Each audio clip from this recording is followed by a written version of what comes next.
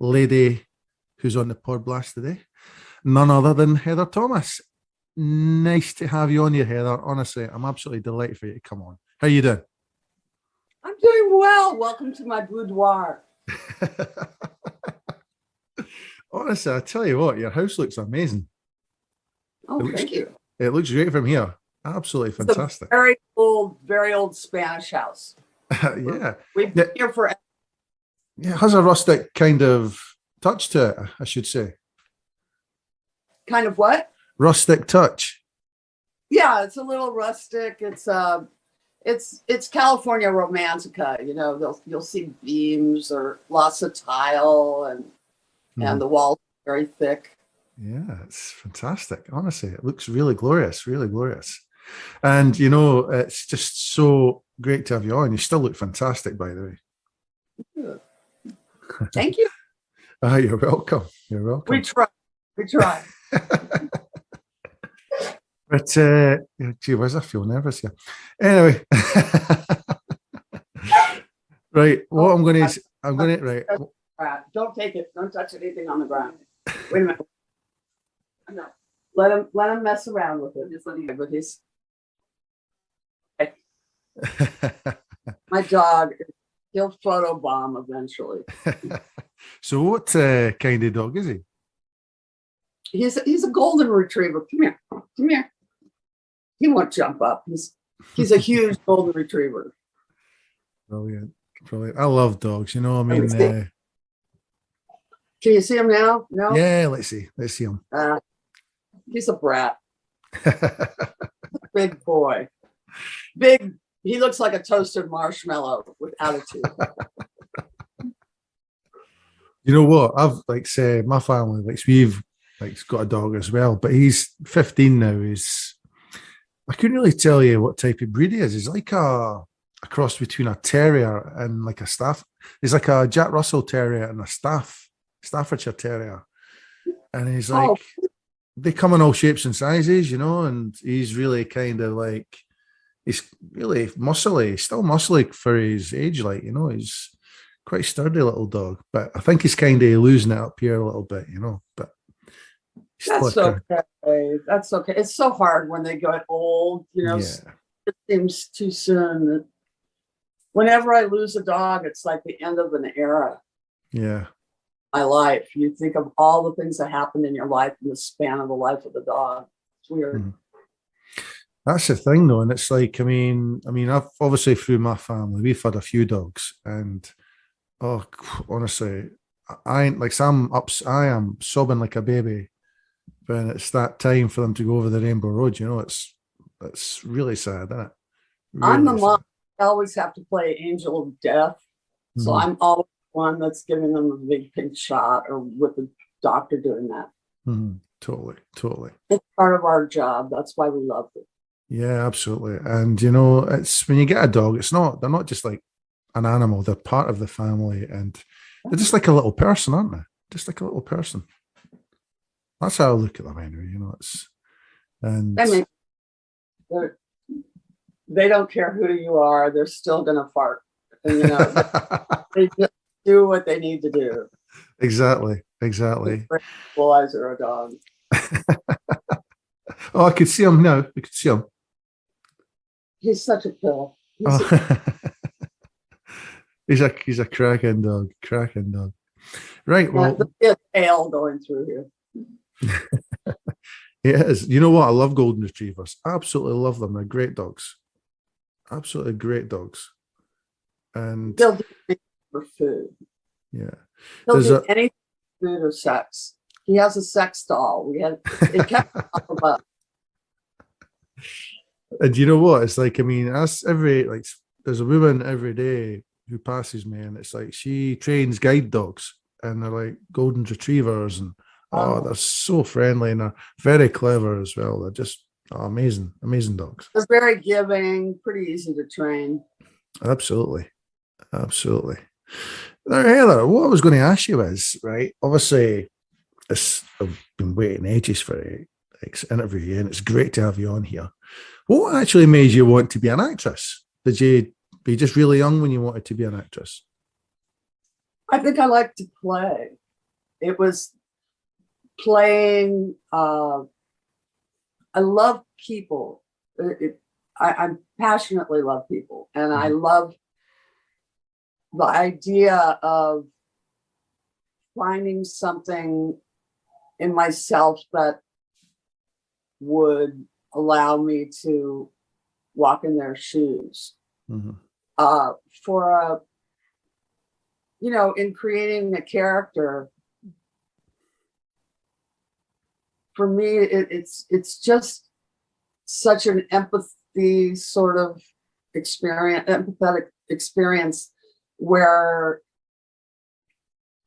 you could be playing the worst person in the world and still see the world through their eyes. And it's play. I mean, you get to experience things you would never experience in real life. Acting. You get to, be a queen or be a spy or blow stuff up. It's great fun. It's great work. And I mean, over the years, you've worked with some amazing people, haven't you? I mean, really, I mean, you've worked with people like Telly Savalas and that, haven't you? Yeah. Savalas and this is really horrible. The guy who just passed away from Sound of Music. I made a movie with him. Christopher Plummer. Christopher Plummer. I did a movie with him. I did a movie with I've worked with Richard Burton. I've worked with Jim Coburn. I got to work with Ernest Borgnine. Brilliant. Fantastic. And Sid Charisse. Sid Charisse. Yeah. She did Fall Guy. It was great. Yeah, he's on a Fall Guy. I mean, he's had some amazing guests on it, didn't he? He's had fantastic guests, I mean, did you not have a lot of Roy Rogers? Fun. I'm sure. Did you not have Johnny Cash on an episode before? I'm sure you did. No, we didn't. I don't think we did Johnny. We did.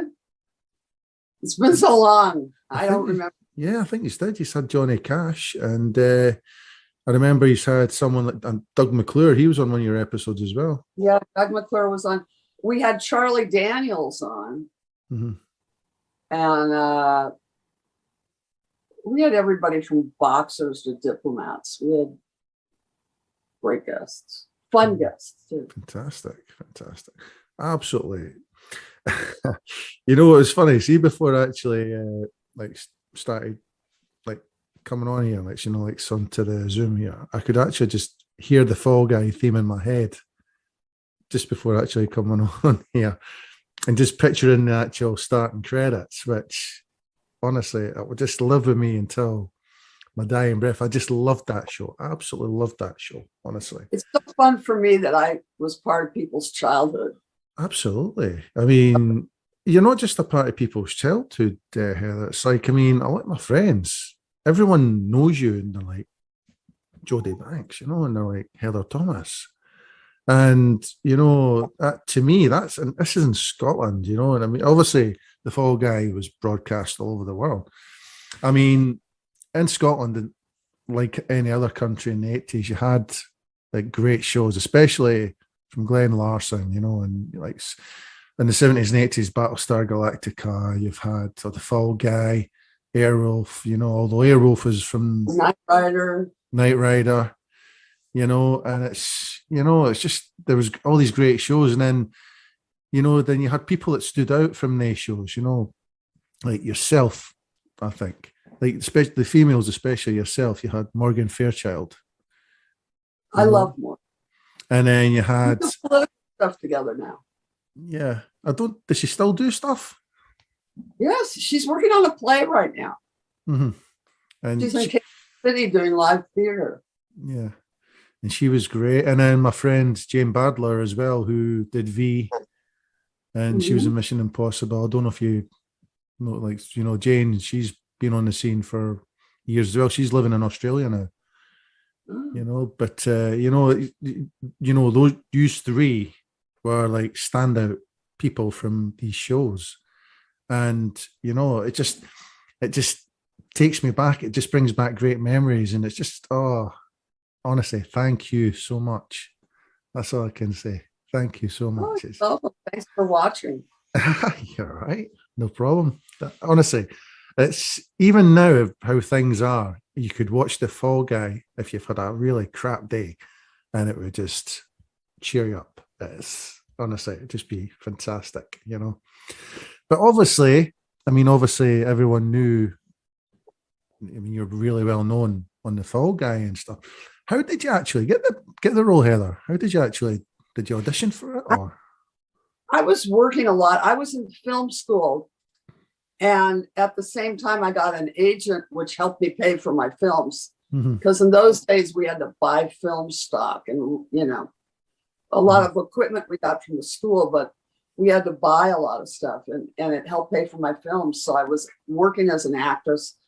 I worked in commercials a lot, and they definitely, I would lie. I would say I could do anything to get a commercial. They'd say, can you ice skate? Sure, that's me. They got so mad when they were shooting this commercial. They spun me. The director wanted to die. I did one, it backfired. I had to ride like a mechanical bull and eat chili on Triscuit crackers. It got really ugly. Like I was going, what's that bucket for? They go, you'll find out.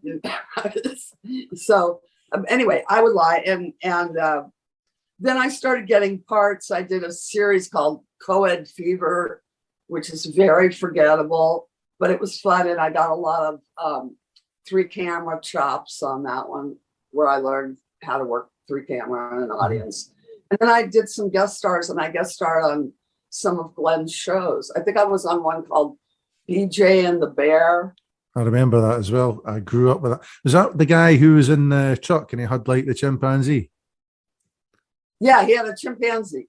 Yeah.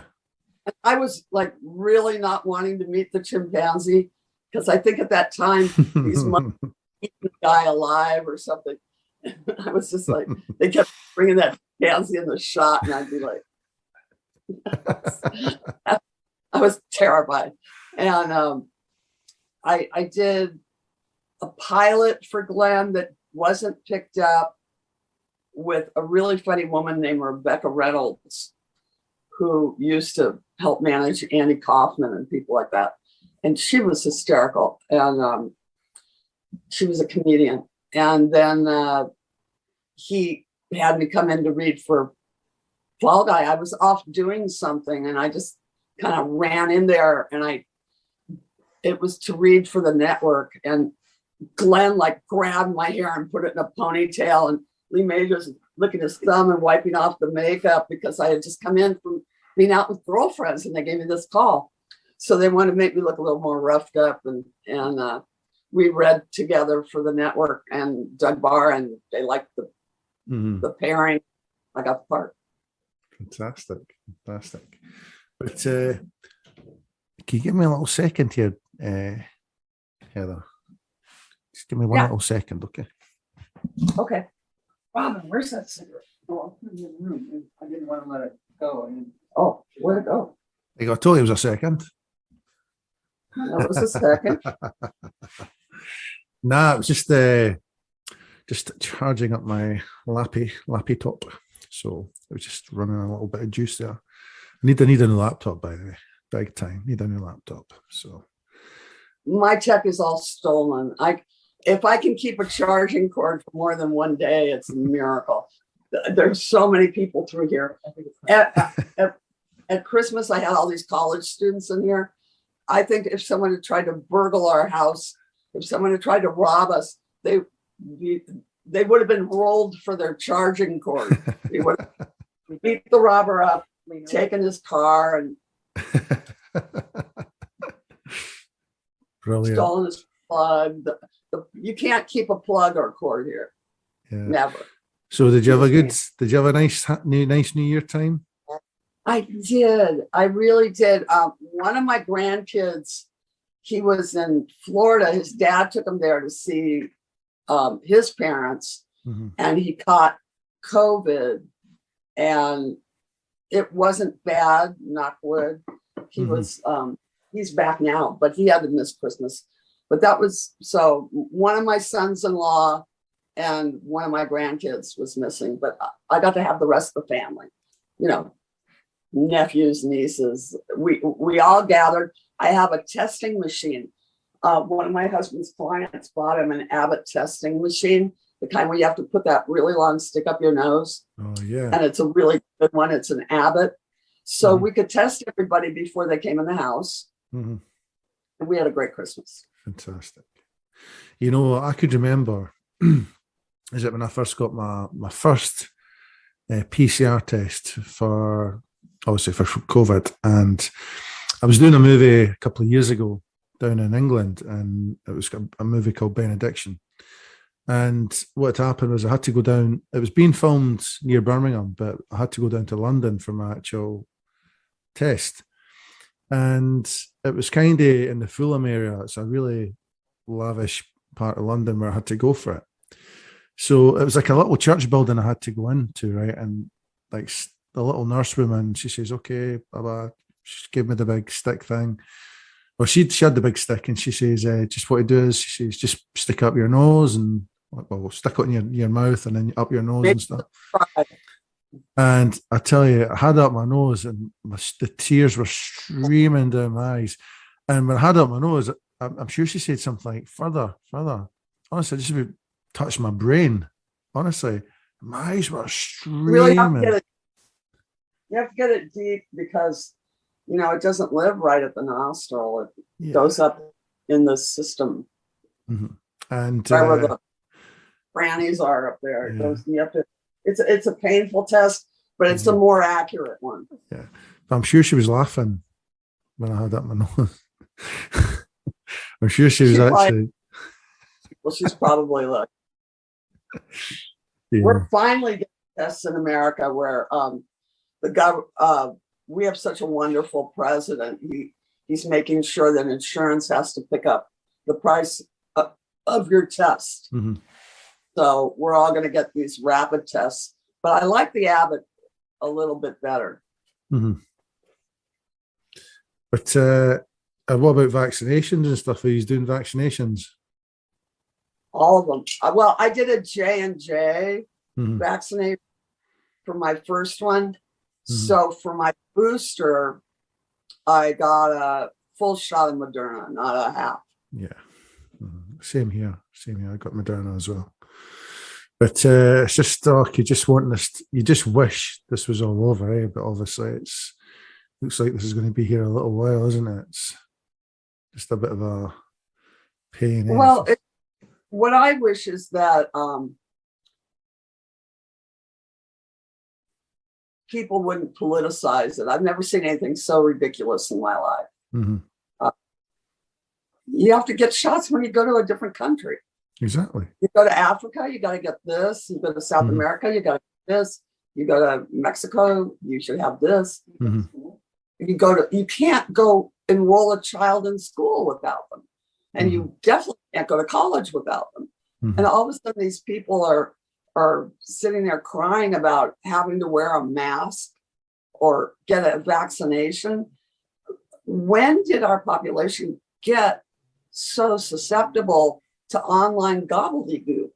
Because that's what it is. It's some person sitting on the toilet scrolling, and they find some story and they think that I'm going to pay attention to this influencer, this kook, instead of a doctor. Yeah. Why do people think they know better because they have a smartphone?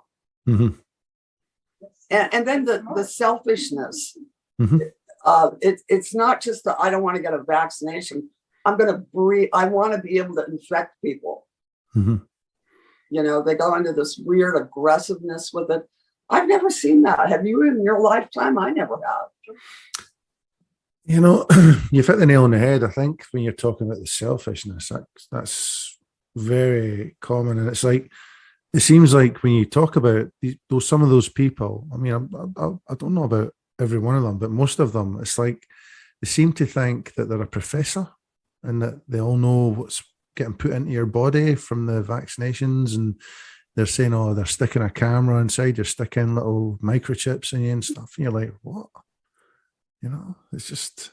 mRNA vaccines have been around they've been working on them for 20 years. Yeah. Yeah. And the J&J vaccine, I think it's like 100 years old to do that. So, and if these people had a heart attack, they'd be right in the doctor's office. They'd be the first people. Or they also eat things like hot dogs. Do you think they ask what's in them? Exactly. No. Exactly. No. It's like when of the people being such suckers, suckers and selfish. Yeah. Selfish suckers. Like, I know I saw something on the internet. True. What have we done to our education? And I was talking with someone on a board of education, and we were discussing critical thinking skills because children are getting too much. They're dopamine dependent on likes and Instagram and TikToks, and they're viewing the whole world through a 4-inch screen. But the depression and the stress has gone through the roof over these little phones, and with people they don't even know, and they don't know if they're a robot or a human. And they don't know if the person is using a fake picture or filters to make themselves look young. Or to me, I think critical thinking skills are so important, where you're just able to look at stuff in life and go, that's bullshit. Or think logically, this plus this equals this. Why am I worried about what a person online says about me? I'm not, it's not like I won't eat if, I don't enough likes. Yeah. And what they don't, it's not reality. You're not experiencing another person. The thing is as well, though, Heather, it's like, you're always going to get negative people. Come on. Yeah. And obviously they're going to neg people, like neg myself or neg you. And, the thing is just, I've had to block a lot of people because, just because of negativeness and because of what I do, it's like, because of, like, so obviously, I'm from Edinburgh. I'm from the same part of Scotland as where Sean Connery was born. Sean Connery was one of my inspirations to becoming an actor. And you and Sean Connery. I wish I was. But it's love the accent. Oh, thanks very much. But it's like, wherever I went in town years ago when I was a kid, my dad or my mum would say, Sean Connery was a milkman in the street, and he delivered milk in this street, and like when he was before he made it as an actor, and it's just crazy, absolutely crazy, But he was just fantastic, wasn't he? Everybody was somebody before they were famous. Absolutely. But talking about somebody, one person who he had a heroic kind of icon type thing when I was a kid was Lee Majors. I loved Lee Majors. What was it like working with him? He was very generous with his tips, and he loved practical jokes, loved to have fun. As long as we were getting the work done, he loved to have a good laugh. And that was nice. But he taught me a lot about, he goes, here, I'll throw you a close-up, or he would talk to me about what they look for when they're cutting television. He would talk to me about how to move as an actor so they can cut on you, and everything in a little kind of a movement, not always, just a movement, when to settle, when to, to be fluid, just ergonomics of acting, which you can't teach in a class unless you really are doing just that, because it's not really acting, it's ergonomics. And it helped me a lot. Taught me how to stunt fight, taught me how to deal with studio executives. He was funny. You know, because I mean, growing up, just watching him on $6 Million Man when I was like a little boy, and oh man, I just loved. You know, we were just lucky to have had all those type of shows here. You know, because you used to reenact them when you used to go out playing with your friends and stuff when you were about 5, 6 years old. You know, you used to pretend you were Steve Austin, or you know, when I was about 10, 11. It's like Colt Seavers, just fantastic, just great characters, you know. And obviously growing up watching yourself as well, which was just fantastic. You know, it's just great having you on here, honestly. It's just so good.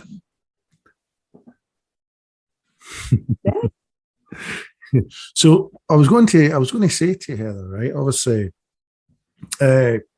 you've did like obviously lots of TV stuff and film work and stuff. You've got a passion for writing as well, haven't you? You enjoy writing. The what? You enjoy writing? Right. Oh, writing. Yeah. I'm sorry. Oh my ears. There was like a plane. I do enjoy writing. It's lonely, but it's also creating a world. It's fun. I think no matter what, I want to be part of story and storytelling. That's what makes us human, and we create our culture by the stories we tell. I think we told too many reality TV stories, though. But yeah, aside from that, yeah, I was going to ask you. Reality TV is totally scripted, and it's all bull. Yeah. And people believed it to the point where they thought, Donald Trump was a billionaire and believed that he was a businessman that actually had success, which is a joke. I hear he's not too popular in Scotland. Well, Donald Trump, I'm sure it's his grandmother. She's Scottish. And he's been over a few times. I'm not sure, obviously, once. There's a golf course there where I think they're all kind of angry. Yeah, he's got a golf course, which is it's a huge course, which is near Aberdeen, I think it is. But it's a massive, it's really state-of-the-art type of course that he's got here. But, obviously he's not popular here. And he's going around to... Yeah. Except certain pockets of the South. Yeah. And he's going around... Drifted. Yeah.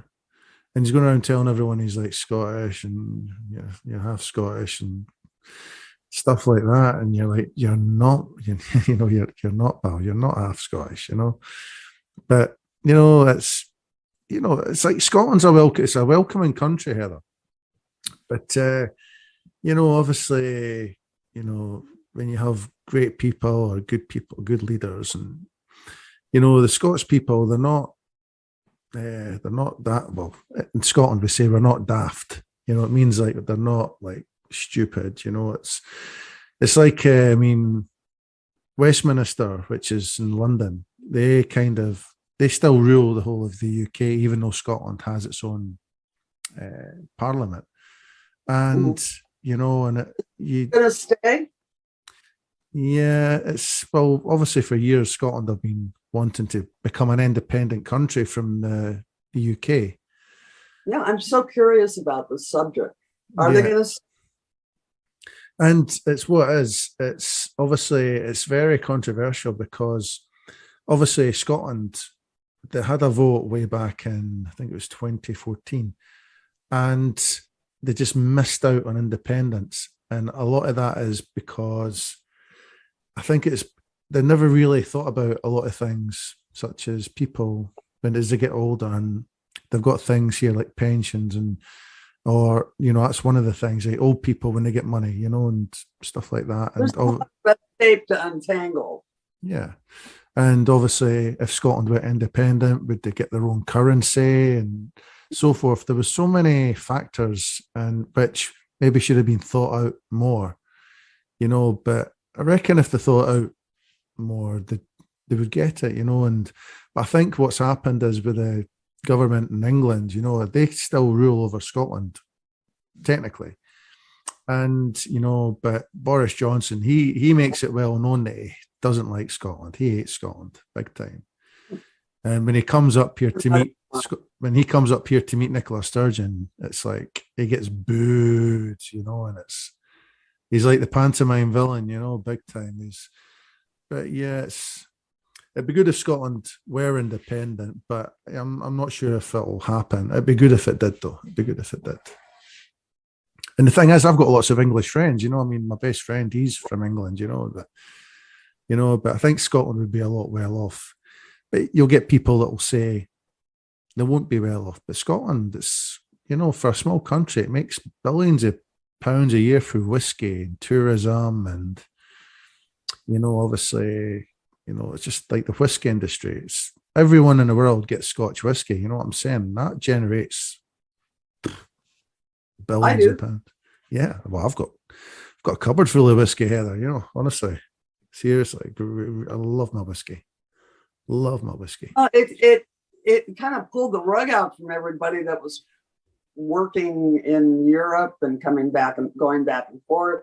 That the Brexit idea to me seemed a silly idea, especially because they lied to the people and said it was all going to the health service would have more assets. They would save all this money, and it didn't happen. And yeah, I'm not familiar enough to make a judgment call, but it didn't seem like a smart idea. Yeah, it seemed like a weakening idea, like someone that wanted to break apart a lot of alliances. Well, you see, obviously, with the Brexit idea, that was really generated from like in London. But what's happened is they've dragged Scotland into the Brexit thing, and like they dragged Scotland in. Yeah, that's when I thought Scotland was going to leave. That's why, and Scotland wanted to stay in the EU, in the European Union. Yeah.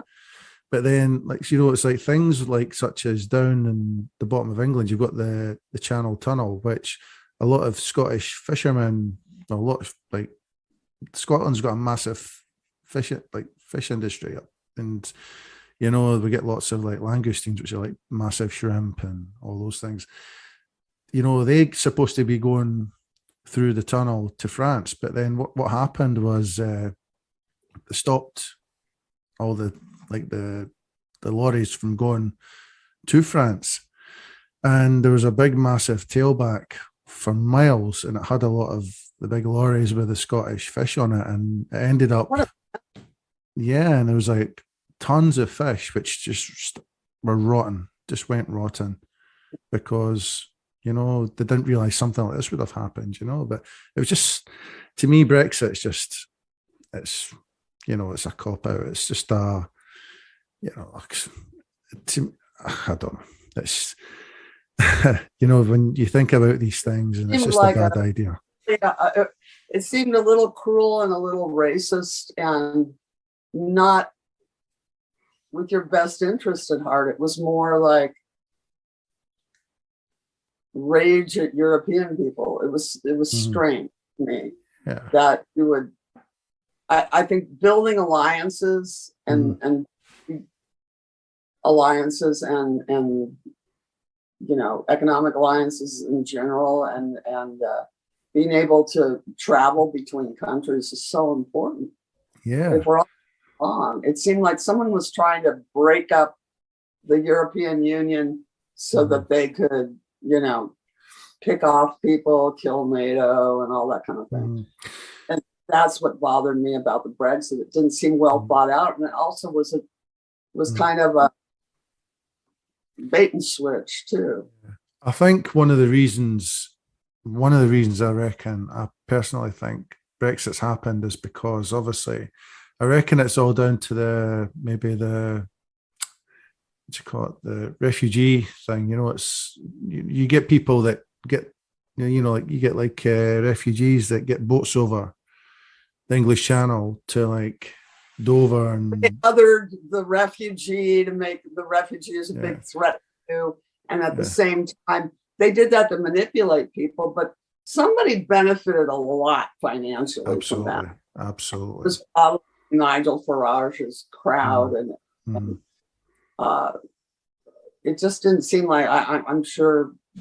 I don't think the Queen was into it either.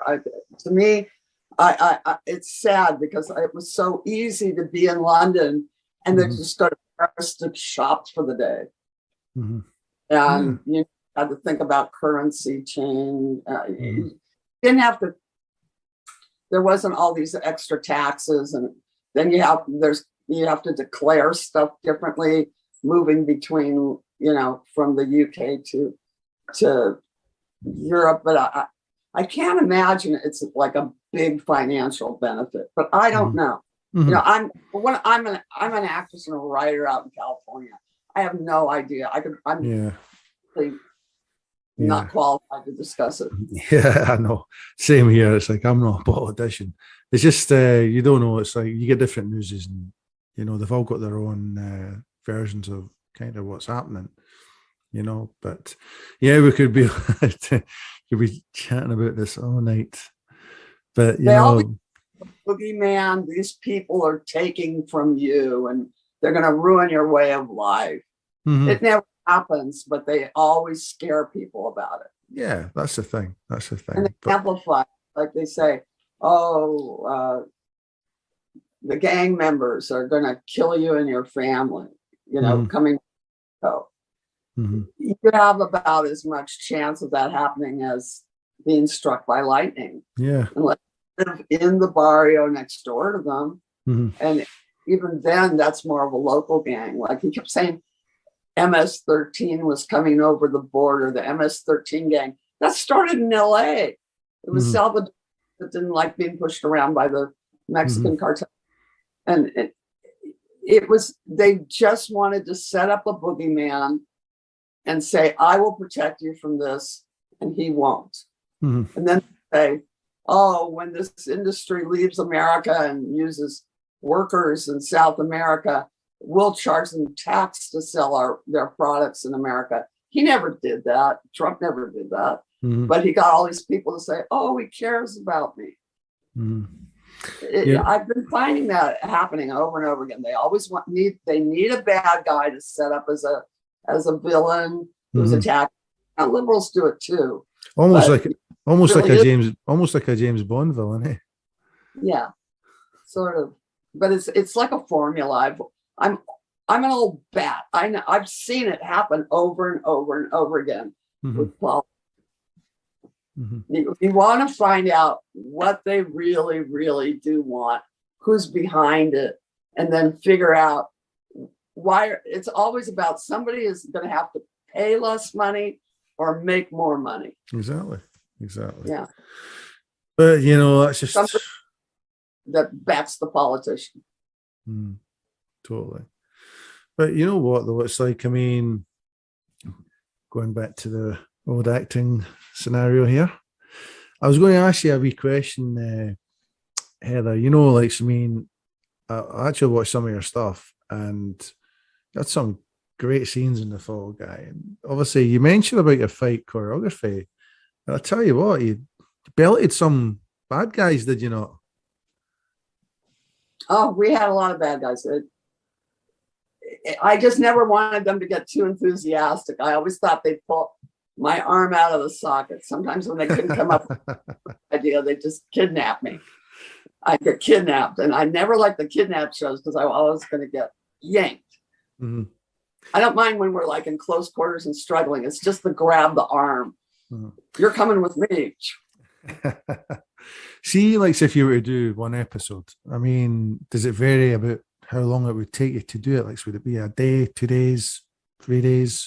No, we shot 14-hour days, and we usually shoot an episode in 6 or 7 days. Working days. And see, after, How many I mean, did you get a rest after doing the first episode and then go on to 126 or 112? I don't quite remember. Mm-hmm. So after you would finish your first episode, would you have like 2 days rest or something before doing the next one? No, you start the next day on the new one. Would you be tired? Sometimes you wouldn't read the script the night before. You might, like, if you had a really long day, you'd go, okay, I know my character. I'll just wing it in the morning. And you get there at 5 a.m. and I'd find out, like, I walked on the set once and there were like 100 Elvis impersonators. Or I walked on the set once and there was like 100 little people. And I had to say, am I hungover? I don't know. Or there would be like, there was an orangutan once, or something like that. Or this is the part where you're going to drive this giant truck and you're going to hit this mark. I'll put a mark the size of a nickel on the ground, a Band-Aid, and you're going to put the right front tire on that at a 45-degree angle, and you're going to slide into it. What I think would have been really cool if they had a crossover between the Fall Guy and Knight Rider. That would have been cool. A lot of car stuff. I love car stuff. It was fun. And but I love that show as well. I love Knight Rider. But I mean, you went and appeared on quite a few shows. I mean, you worked on T.J. Hooker as well, didn't you? Yeah, I did T.J. Hooker. I did. You did Love Boat. I played a hooker on T.J. Hooker. How did that feel? It was fine. It was a great role. How did William Shatner? He's nice great. Guy? Yeah, he gave me a ride to a party we were both going to afterwards. It was a friend of ours, a mutual friend, Michelle Phillips, who was in the Mamas and the Papas band. It was her birthday, and so we went to her birthday party. Fantastic. They're another legendary band, Mamas and the Papas. They were fantastic. Yeah, he's great. And also, when we did Battle of the Network Stars, we have to do this kind of physical contest every year. He was always the team captain. So fantastic. He was a good organizer. He was a good captain, Captain Kirk. Fantastic. Yeah, it's, oh man, honestly, it's like another legend, William Shatner, just fantastic. You must feel thrilled to have worked with so many talented people. There are right now walking around Hollywood. I see all of them. My husband's an entertainment attorney, so I see everybody. Fantastic. Absolutely fantastic. And it's like, that's one of the things I would love to do one day is like actually work in America, like do an actual film there, it'd just be really fantastic. It's just, but obviously, you get lots of, obviously, thousands of people, especially from the UK, that will go over to try and realize their dream type thing, especially like a lot of young people. So he's maybe had a lot of kind of younger people from England or Scotland or wherever to audition for stuff and, get on to, but it's I'd love to just go to California and just see that big Hollywood sign. To me, that would just be a big, massive thrill. That would just be amazing. Absolutely amazing. So do you kind of are you quite far away from that, Heather? Like the big Hollywood sign? The Hollywood sign is north and northeast of me. Mm-hmm. No, it's more north. Would you say it's northeast, right? It's that way. I don't know, east. Mm-hmm. It's definitely east. It's the same mountain. It's east. It's the same mountain range that I'm looking at now. I'm near the beach. I'm on Santa Monica Canyon, the edge of it. Mm-hmm. Like there's the Riviera golf course down there, and then there's Monica Mountains. And I'm on the edge of a canyon. And if I just follow that mountain range, eventually it'll have a Hollywood sign on it. Fantastic. So you're quite near, but are you not quite near vineyards as well? Is it not like vineyards near your house? I'm not near what? Vineyards? Vineyards? No, the vineyards are up Santa Barbara and beyond. Mm-hmm. Malibu, there's some vineyards in Malibu. Yeah, that's true. Oh, Malibu's Malibu. I would love to go to Malibu as well. Honestly, oh man, it's just one day. You know what? I'm just one day. I'm going to go to California and just sample it. And it'd just be fantastic. Brilliant, especially Malibu. You see, when you watch some of these American shows, they talk about Malibu, and you're like, oh, even just saying Malibu, it just sounds amazing. Sounds fantastic. There's so much coastline like that. Fantastic. I bet you've got a lovely beach outside as well. There's so much coastline like that. Wonderful beaches all over down the state. Fantastic. Right. So I was going to ask you, right? I'm going to kind of finish on this one, Heather. What does the future hold for you? I mean, have you got anything else coming up? Like, so you doing anything? I'm open to everything. I'm working on. This is going to be a very large year politically. We're hoping that our Congress passes voting rights laws because they're very strange. Trump managed to put some very weird sycophants in state legislatures. And a lot of times the Democrats don't pay enough attention to down ballot offices, but it's going to be really whether we're allowed to have free and fair elections again in America. It's that serious. And the Trump people, the Steve Bannon people, they basically said, let's just break the law and see what happens. What happens, because we have enough backers that they'll not miss democracy. That's crazy. Wow. Crazy. And they're a minority. They're 40% of Americans, though, were able to be convinced that without any evidence whatsoever, it's like the vaccines. They told them that there was election fraud, and they really thought there was a problem.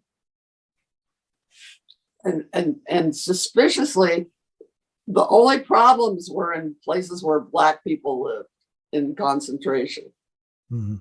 It was just a hoot.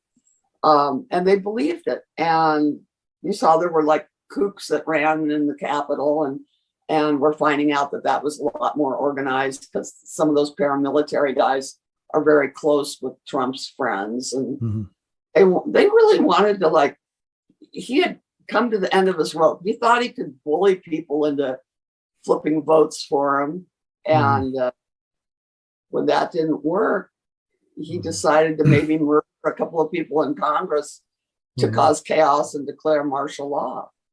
He was using to peacefully change power.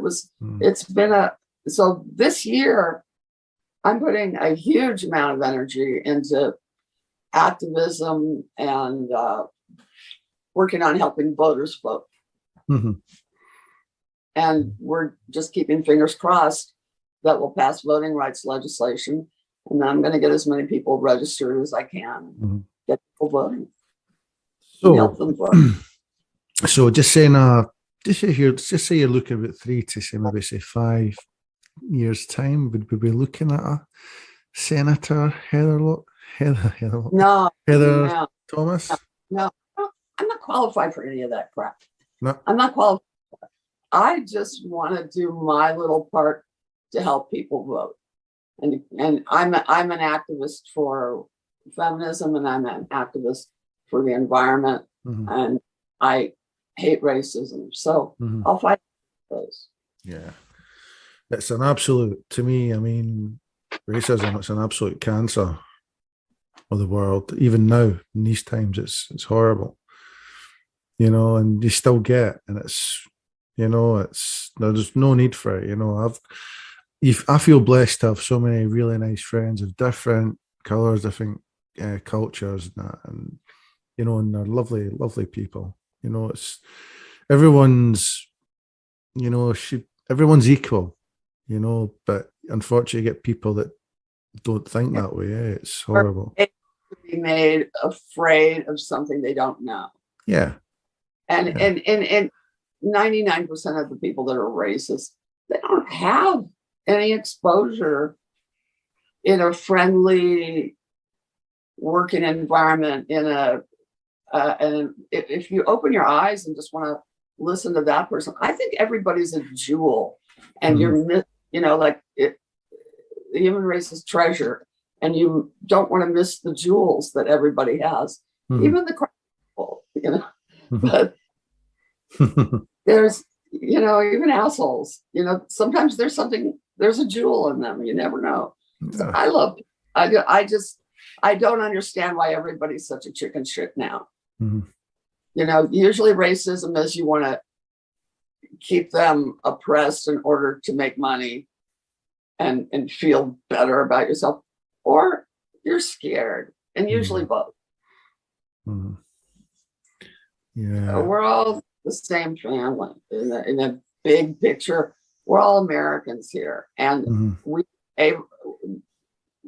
been polarized by advertising, which was doing it a long time ago. It was saying children know better than parents, wives know better than husbands, husbands are stupid, or husbands know better than their wives.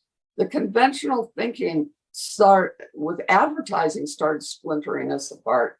And then those advertising people, worked with politics, but most political movements need to other somebody in order to become successful. They need a scapegoat. It's the Jews. Why are people picking on Jews? What have they ever lost? Nothing. Why are people picking on anybody of a different race? What have they ever lost? Exactly.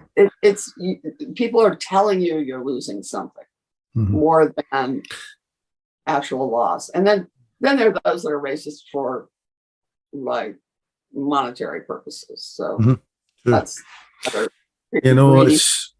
you've hit the nail on the head. It's all like greed. Whatever happens, it's just like greed and corruption, isn't it?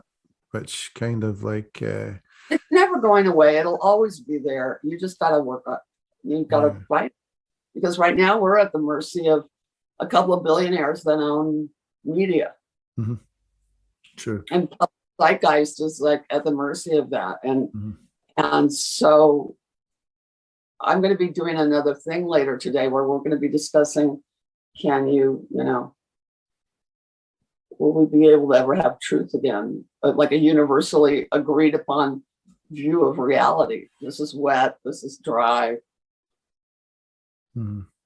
True. But, it's just, I don't know, it's like the world. It's just, there's a lot of things wrong with the world just now, obviously. And, just hopefully, as you said, it can get shit back, and just people can I'm doing this. I'm going to work this year towards trying to help preserve the beautiful things about my country. True. I'll be a democracy conservationist. Yeah, well, I'm looking forward to seeing like how you do things, like in your when it happens, But I tell you what, though, going back to the old acting, Heather, would you fancy getting back to doing some films or that, or back into TV? Sure. The parts are so good for women my age. I've got all the kids out of the house, but they keep coming back. But I've got my kids out almost totally, and it's great. So I have some time for me. Yeah. So what do your grandkids do when they see you on the TV? I mean, do you ever play them reruns of like The Fall Guy or any other films or that you've been in? Not like Fall Guy. I think I think I'll work again. Yeah. I got plans. I got big plans. Yeah, but what do your kids think of you, like being an actress, and like when you did acting? They don't care. I'm mom. Right. Make something mom. I'm mom. Fantastic. But I tell you what, honestly, you seem cool as a cucumber. Honestly, it's like you seem like a really cool mom and a fantastic person, by that's all I can say. Honestly, Heather, honestly, thanks so much Thank you for coming on here. Thank you. It was really, I could just listen to your voice all day long. Cool. I got to hang out with a Scottish actor. How bad? You probably fall asleep after a while. No, I got a lot to do today. I got to get. But listen, I hope I gave you what you wanted. Absolutely. Okay.